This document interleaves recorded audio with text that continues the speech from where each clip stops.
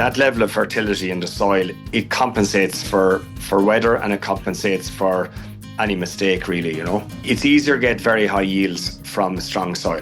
You will not get it, no matter what you throw at a crop, if your fertility is low. But your soil structure matters as well, and you see having organic matters in your soil also improves soil structure and drainage and all that goes with it. And I mean, it's all integral. Like, it's not, you can't have one without the other, you know. Many areas have not seen any meaningful rain over the past 3 weeks, with soil moisture deficits in the southeast at 30 millimetres, but at 52 millimetres in the Dublin region. Met Éireann tells us that air conditions are 1.4 degrees cooler than normal, but soil temperatures are between 1.5 and 3.2 degrees higher than normal. Warmer conditions will now be welcome, and some rain would also be welcome in the northeast. You're listening to the latest episode of the Tillage Edge with me, Michael Hennessy. If you're enjoying the series, we'd appreciate it if you could follow the podcast and leave a review on Apple or Spotify, or wherever you get your podcasts from. Despite the relatively small size of the country, there can be quite big differences regionally and between localities. It may be very dry in the northeast, but less so in the south. Today I'm delighted to be joined by Tom Barry, who is farming near Mallow in Cork, and Michael McCarthy, a Teagasc Tillage Advisor in Cork, to chat about how crops are progressing in the south. Tom, we might maybe start with you first and maybe chat about how are your winter crops looking so far in your farm? Winter crops in general are looking very well. I have quite an array of winter crops. We have winter wheat, winter rye, winter barley, which includes hybrid barley and standard, and we have winter oats. So they're all looking well. I mean, the winter rye is exceptional as usual. The hybrid in that is very vigorous. Once it gets established and you've dealt with the slug problems, it's fabulous. The winter wheat took a bit of a knock after getting a weed spray. I gave it Alistair because I hadn't done anything the back end of the year. But once it got over that, crops are looking really well. One particular plot of ground where it's heavier land, we struggled to get in. It was a month after. It wasn't until the late March we got in with fertiliser because conditions are too wet. But that's all good now. Winter barleys. I have a hybrid canyon looking very promising, and we've ventricles. So yeah, in general, very happy with crops. We just have to see them out now. It was a particularly wet winter, Tom, just in terms of, I suppose, the total overall rainfall. It certainly was up this part of the country. Maybe it was only around normal around your part of the world. But any problems in terms of, I suppose, flooding or that kind of stuff, bare patches, I suppose, as a result of that in some of your winter crops? I was setting this year in September, so I had very good establishment, which really helped. But you could be sure if I was setting in mid-October, we would have plenty of patches. What was extraordinary about this year, because I live close to the banks of Blackwater, was we had no flood, no big flood as you would expect. However, we had constant rain the whole time, and it was nearly as bad, do you know? But crops did well. You know, once they were established on time, and the BYVD tolerance in barley is really helpful. So also with the rye not having an issue with the aphids, you know. So yeah, plant stand is good. So I would imagine, Tom, with some of your winter crops that you were planting in, you said you were planting mostly in September. I will ask you, are you using a pre-emerge herbicides on most of your cereals going in? No, I wasn't, because you see, it coincides with an awful lot of work. I mean, yes, I'd love to do it, but we're wrapping up straw in other crops. We're still drying grain. We're establishing cover crops. There's an awful lot of work to go on, and while you'd like to do it, it just isn't enough time. And so I did end up spraying winter herbicide pre-emerge on the barleys and the rye, but I mean, you always have to come back with a touch up there again, because there'll be inevitably some weed will escape. I mean, the days of having IPU are gone, which was kind of a take-all. Mind you, I did leave the winter wheat till the spring because of Alistair. I mean, it did an exceptional job, especially on grass weeds and all that sort of stuff, but it is hard on the crop. Sure. Yeah, it can be. Just in terms of grass weeds, Tom, were you happy enough that was going to sort out any problems that you had, wild oats, that kind of stuff? Or do you have anything else that's kind of tricky that you find difficult in your winter crops to get over?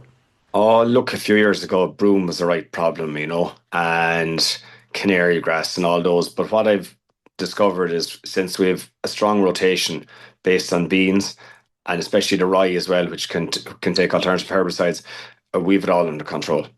It's Okay. actually, and now we've gone back to doing what we did when I was a young person. We walk all the fields every year now, specifically because we're petrified of blackgrass, and I think that to be sure you have to walk. No, I think that's a very good plan. Michael, I might just bring you in. Michael, I suppose in a general sense across the region, you're covering a big area down there. How are the winter crops faring in a general sense out there? Things are looking okay. Most winter crops are looking nice. Winter wheat is looking very nice. Winter barley has come on very, very well. I suppose it's interesting. You asked Tom just a question there about, how given the wet winter, how things have come on. I actually thought that, the winter itself probably wasn't the worst. It was the spring this year, and particularly the early spring with us down here Mm. that I suppose maybe did the most damage per se, or was most tricky as opposed to saying did the most damage. Like we came into winter last year and soil was in exceptional condition from the dry summer. It was just really dry. And I'd say it was able to take all that heavy rain that had fell. But when it didn't stop in February and in March, things just got more and more soaked and waterlogged. And on top of the wet weather then in early spring, it was cold. It wasn't the nicest spraying weather. And like Tom mentioning about the scorching from the Alistair, that was widespread this year where Alistair and Pacifica were used on winter wheat. They all got scorched, but they all came through it fine, you know. So it's one thing to note, and it's just an observation I've made this year, is that predominantly winter barley, you're looking at Jayu, Integral, Arcade. They seem to be three very common varieties down here this year.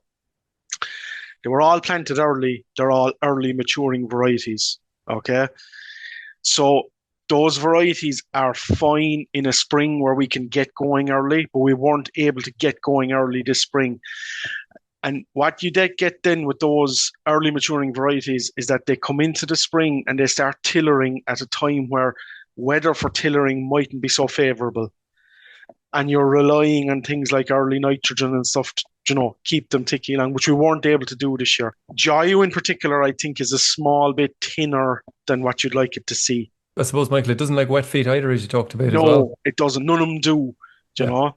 And I suppose it's just one thing that maybe growers should probably be aware of going forward, that if you are setting these varieties and you're setting them early, that you kind of have to get going that bit earlier in the spring. Now it's all weather, but you know, maybe we tend to start planting early in those fields that are a bit heavier and stuff like that. You know what I mean? Sure. And Yeah. they are the fields in that you kind of can't get into in the spring with the early fertilizer and stuff like that. So that does have an effect. So it's just something to be aware of with those very early maturing varieties, I think. And listeners, I suppose, across the country will have maybe very different conditions. If we go towards the northeast, it has been very dry over the last 3 weeks. There's a big soil moisture deficit up there. Not so much down with yourselves, Michael. I think you might have got a good bit more rain. And maybe there's a big contrast there, maybe in terms of disease levels. Is there what way do you think the likes of winter crops are? How good or bad are they? In general, and it's something we've remarked at all the crop walks this year. We start with winter barley. Winter barley is exceptionally clean, with the exception of integral. Integral does have a weakness to net blotch, and that is visible in the field, particularly where the T1 fungicide was maybe a bit late. There is net blotch. No, it's not active net blotch, but that net blotch is there per se, and you know it's a problem. But that's only integral. But for the rest of them, Jayu is super clean. Arcade is very clean. The hybrids are clean. Tardis is clean, which is amazing given all the wet weather. Winter wheat, slightly different story in that, look, winter wheat, it's all about the top three leaves. But winter wheat came into the spring with a huge amount of septoria in the base of the plant. And that is very understandable given all the wet weather we have. No, so far, weather has been okay. T1 probably got timed very well. There was nice weather around the T1 timing, so it went out on time, and in good condition. So I'd be happy enough that we'll be able to keep those top three leaves clean. We had a bit of yellow rust floating around, particularly in Champion early in the year. That seemed to get knocked on the head. I think everyone recognized that the yellow rust was going to be an issue, so that the T0s, something was included, whether it was just a comet or a combination of a comet and triazole. But I think everyone recognized that it was going to be an issue, and the T0s, they counted for it. So that seemed to have knocked it on the head. The yellow rust hasn't been an issue since then, you know. But yeah, there's not a huge amount of oats down here, especially winter oats. But where I have seen winter oats, they're generally clean as well. So I presume then, Michael, all the winter barley is finished. It's gate closed. We're all done with that, are we? Not all of it, no. No? Okay. Some of it will be finished this week. Okay. Because it's only ready to be finished this week. Okay. Okay. The likes of the Tardis and stuff that was maybe more planted into October Okay, in later sites, Sure. they'll be finished this week. But like in contrast, we have the likes of Jayu and Arcade that is starting to flower, So that's that bit more advanced than the other stuff. And Tom, can I bring you in on that in terms of your own winter wheat? I presume you're fairly up to date on it. When do you think you will be targeting, or when will your flag leaf be fully out for your next major fungicide? We've done it. Flag Okay. leaf was peeping out there, and I went into it this week. Right. Because I'm a great believer of being in early rather than late. I always, I'd be doing, if you could call it a T0, I'd always be putting in even just a quarter rate very early on to try and, I think our chemicals are very good at preventative. Very difficult to start cleaning up a mess afterwards. So I'd be in early obviously with the flag leaf, and that's my strategy always, When I see any tip of flag leaf, I'm in there, Okay. And I suppose, look, you're an early adopter in many different things. And maybe it's not new, but in terms of how you've been doing it and certainly embracing slurries and the use of slurry on your farm, you've been importing a lot of slurry, Tom, over the last number of years. How you might maybe just give us an outline of how you utilize that slurries. How do you get the best out of them, I suppose, in winter and spring crops? Oh, look, it's very challenging, because no 2 years are different. And Michael made a very good point earlier about, trying to get into fields for correct timing. If you've a winter barley that's been set early and it needs nutrition fast, it needs it in February. Now, ideally, we'd like to be in with our slurries in late February, but this year was a scald. We got on to, normally with winter barleys, we'll put out some protected urea early February, get the crop motoring, and then once there's a lovely mat of grass corn on the ground, we'll go in with the dribble bar system.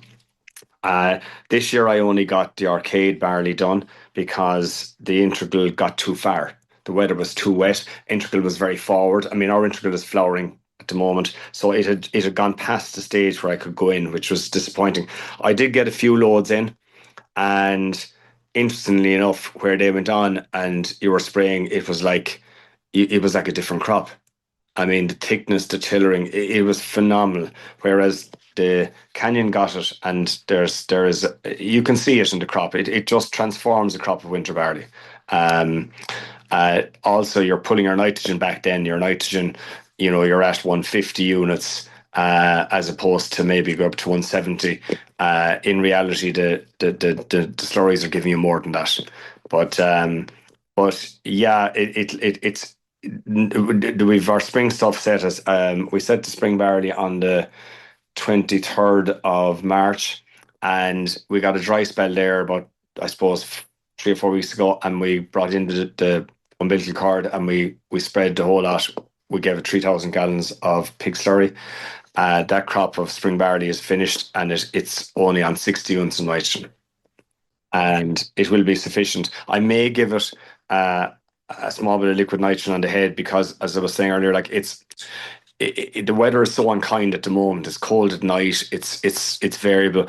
The crop has the nitrogen, and the soil fertility is there, but it's just feeling a bit unloved. So it needs just a small bit of liquid nitrogen just to pep it up, and then it'll get its roots into those nutrients and drive on, you know. So just go back to your spring stuff. So are you putting on the slurries post sowing, as in when the crop is up, or are you doing it Oh before you no, plant? when it's up. When it's up, okay, And okay. you see, you'll always get it if you don't have too many acres and it's close enough. Um, the ground went rock solid, absolutely rock solid, just for a period of time there a few weeks ago, and that was we rolled the crop. We gave it a week, maybe 10 days, and then we applied. Once it recovered, we applied the slurries, and that I really prefer to get it onto the growing crop because it's going to take it up, and absolutely no leaching, no runoff. You know, it's fabulous. Like, So the other question I want to ask you is in terms of you were using slurry for a long time now, Tom, and you can see your own fields and you can see your neighbours' fields, a lot of similarities with it maybe, but from the fact that you're putting maybe more slurries on, or maybe there's no slurries going on next door. Do you think that your soils that have been getting new organic materials for a good while, are they a little bit more resilient, and especially in the likes of a spring like this, where it was wet early on, it's a bit cold now. Do you think you're maybe at a bit of an advantage? oh, absolutely, and without a doubt. I mean, our my usage of fertiliser last year, artificial fertiliser, according to my farm nutrient plan, I only used 33% of my phosphate, and I only used 80 something percent, 80, low 80s in my nitrogen. So the point I'm making to you is I didn't need to use any more. Um, there is like I soil sampled half the farm again this year, and I'm trying to do half the farm every year, so I'll have accurate, up to date soil samples. And I mean, they're all very strong and they're all resilient. That that level of fertility in the soil, it compensates for weather, and it compensates for any mistake, really. It's it's um it's easier to get very high yields from strong soil. You will not get it, no matter what you throw at a crop, if your fertility is low. But your soil structure matters as well, and you see, having organic matters in your soil also improves soil structure and drainage and all that goes with it. And I mean, it's all integral. Like, it's not, you can't have one without the other. Yes, I know what you mean. Michael, can I switch back to you for a second, just around the spring plantings? What is it like in comparison down to your part of the world, in comparison to other years? Are you up or down in terms of spring barley or beans or the area in a general sense? Beans are up. I think most merchants are reporting the seed sales of beans are higher this year than they were last year. Funny enough, we've actually had a bit of an increase in pea crops. There's a bit more peas, particularly down kind of East Cork, maybe South Cork. Spring barley, feed barley seems to be the same. Malting is down because of the malting contracts being down. In an overall sense, I think spring barley is probably about the same. Oats has definitely seen a reduction given the market that is out there. But I think that from what I can see, the drop in the malting area that's where the increase in the protein area seems to be coming in to replace that. The fodder crops then, the likes of maize and beet. Beet will reduce a bit. Maize will probably stay the same. It seemed that the market for beet kind of ran out this spring. Exceptionally good crops of beet too led to big surpluses. So I think the beet growers will probably drop a small bit. He's back just a wee bit, yeah. And in terms of the establishment, Michael, out there in a general sense, is it pretty good? You probably had reasonably good conditions all around, or? Yes and no is the best way of answering that. So, Tom said he planted there on the 23rd of March. So, the way I would describe it down here, Michael, this spring is that we had a couple of sowing windows. We had a sowing window around when Tom got his spring barley in that time, right? Which most people growing beans probably used to get into beans, but people got in spring barley as well. That spring barley is actually looking quite well and established very well. Okay. We had another window in early April, right? Late March, early April, but more towards early April. But that was preceded by that very wet week that came in April that time. It's sort of around the same time that those protests were happening. If you remember, it was very wet. That stuff is suffering. It was planted in okay-ish conditions, I suppose, the typical what looked to be dry on the day but not dry underneath, and then got followed with an awful lot of heavy rain. The establishment in those crops it did suffer, especially on the headlands. But you can see it quite easily. And then it was probably another 2 weeks later, around the 20th of April, when you had a break in the weather again, or a dry up, that the remaining spring barley, or most of the remaining spring barley, went in. But establishment, again, it's okay. Headlands are kind of a bit iffy, you know. I think that, soil was wet up to that point, but it was okay. It was drying out nicely. But then that heavy rain that fell in April really, really kind of got things sticky and wet and damp underneath, and it did have an effect. So for the most part, establishment is reasonable, barring the odd headland here and there, you know. So for those crops that you're saying, Michael, that they have okay establishment and the headlands are only okay, is there a couple of management decisions that growers should be trying to make over the next couple of weeks to try and help them out a bit? I suppose it's hard you can never replace missing spring barley plants, unfortunately. Sure. It just cannot be done. I suppose getting top dressing onto them is probably a priority if it's not done, because they will need a bit of nutrition. The Cambridge roller probably was used in instances where it shouldn't have been used this year. Capping was fairly common. I don't know how many times I saw headlands and you just dig down to find germinated seedlings, and they just maybe moved up a small bit and just couldn't break through the cap, People Cambridge rolled again, funny enough, to try and break that cap, and in some instances it did work, and seedlings were able to come through where it was dry enough. I'm not a big fan of trying to use things like Psychocell to promote tillering. In my mind, it doesn't really work. I don't think you can promote tillering in spring barley with Psychocell. You can't chemically, unless you're very early. Fertility is the one I'd go for, trying to get the nitrogen out. And I suppose, in a sense, maybe, Michael, accepting what's there, and if establishment is very poor, then it's not going to need the same level of inputs that a decent crop would need. You know what I mean? But doing plant counts, yeah, probably hard enough to make up for that, for being maybe a little bit early going at some of those kind of things. Yeah. I suppose very little you can do about that. Just to clarify, we're not talking about every crop here. We're only talking about a certain few, sure, that have poor establishment. Okay. So Tom, just come back to you then, just around your spring crops there. In terms of weed control, what's the general plan that you set up on your farm around weed control in spring crops, where you consider broadleaf weeds, but maybe also wild oats as well? Yeah, I try and avoid wild oats if I feel there isn't a problem. If there's only just a bare sprinkling, because then I'll hand rogue them or I'll catch them in the following crop. Because wild oats spray can be quite hard on a crop, And what I was finding was I wasn't getting the level of control with your standard wild oat spray. The axial wasn't doing it for me, where I was getting control then in the wheat crops and the various other crops also. But yeah, we use IPM and we germinate all the weed bank and hopefully reduce your sprays, your volume of wild oats.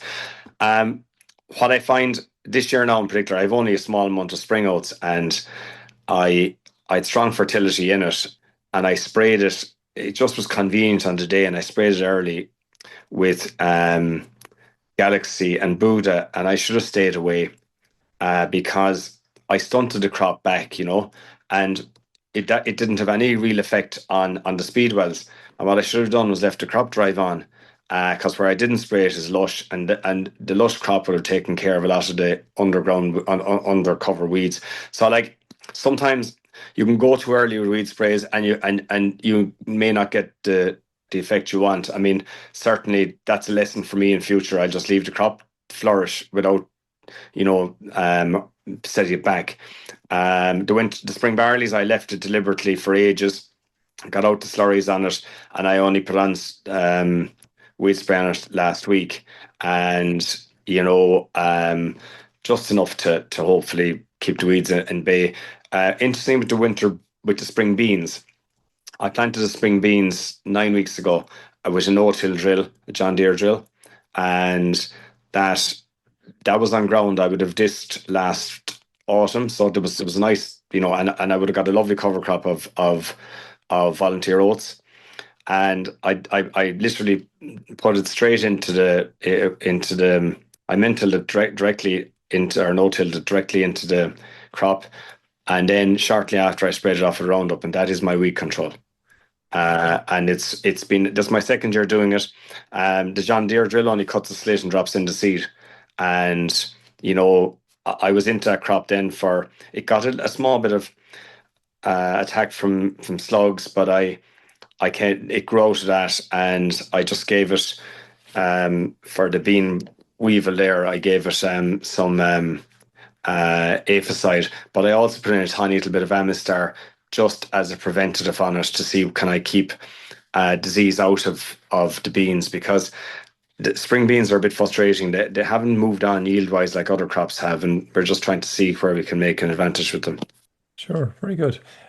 Michael, time's kind of getting away from us a little bit. Just very last question to you, Michael. Just in terms of, again, you're out there and you're seeing an awful lot of crops out there. Is there one or two things you'd kind of say, geez, just in general, there is room for improvement in this particular area, and farmers might benefit from maybe paying a bit more attention to this area or that area? Yeah, and I'll just pick up on a point that Tom made there just about the speedwell control with Galaxy on his crop of oats. And I think Tom is he's a victim again of the conditions that we have down here. Like per se, Galaxy and Buddha should have done a good job on the speedwells, but this underlying cold weather that we have, the cold nights, like that is causing problems, and it's causing people to look at weed control and said, geez, I'm not getting a great level of control here. And I think definitely things like that, we need to look at the conditions of spraying at the day, the water rate. Weed control has become tricky in spring crops. There's no other way of saying that it has become tricky, and it has become tricky for a couple of reasons, Michael. Number one, we have a huge over-reliance everywhere on fluroxypar in the form of either Hurl or whatever other generic product is out there in combination with sulfonylurea. I think we need to look at that.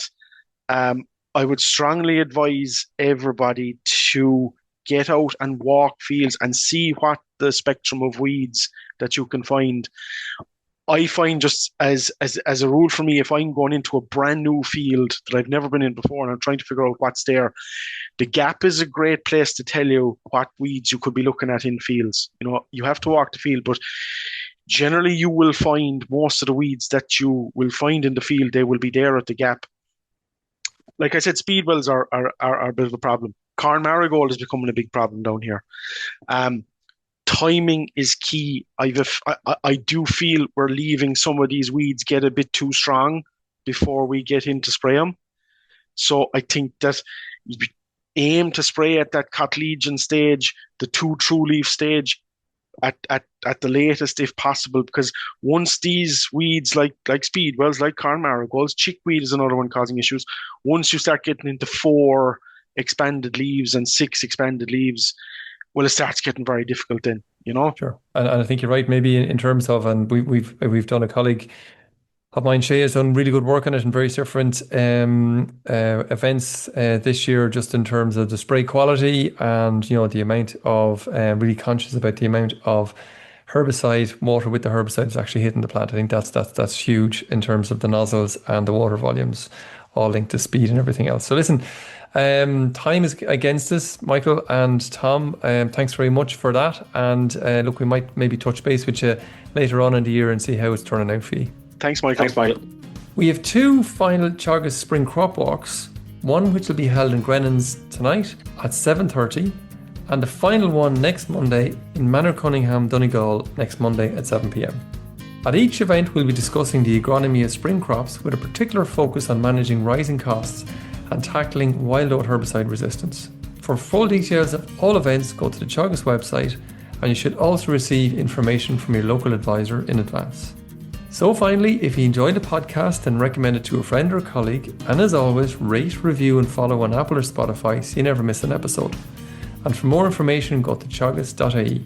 I'm Michael Hennessy. Thanks for listening. I'll be back next week with more tillage news and advice.